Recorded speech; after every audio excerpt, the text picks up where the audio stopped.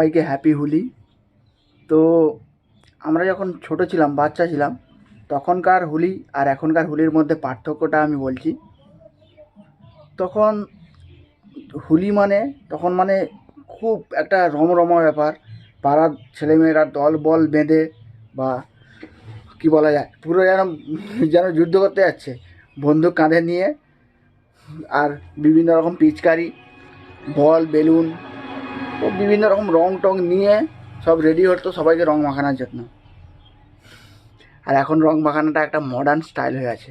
একটুখানি হালকা আবির নিয়ে গালে, মুখে আস্তে করে রং দিয়ে এখন রাস্তায় রং পড়ে থাকতে দেখা যায় না।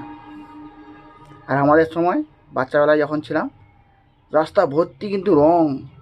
রাস্তা বোঝা যেত যে আজকে রং খেলা হয়েছে বলে। কিন্তু এখন সেই জিনিসটা নেই, এখন মডার্ন ফ্যাশন হয়ে গেছে। যাই হোক, সবাইকে হ্যাপি হোলি। আর তখনকার সময়ের যে রং খেলাটা, এখনকার সময়ের রং খেলাটা এটা পুরো অন্য রকম। তখন কেউ যদি বলতো এই রং মাখবো না, রং মাখবো না, একদম মাখবো না, তাকে জোর করে রং মাখিয়ে দিত।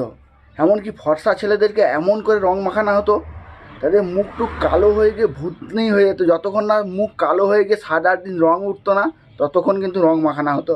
তো এই সময় আমাদের ছোট্টবেলা ছিল। এখন সেই জিনিসটা কিন্তু হারিয়ে গেছে। যাই হোক, সবাইকে হ্যাপি হোলি। সবাই ভালো থাকো। তো বাই বাই।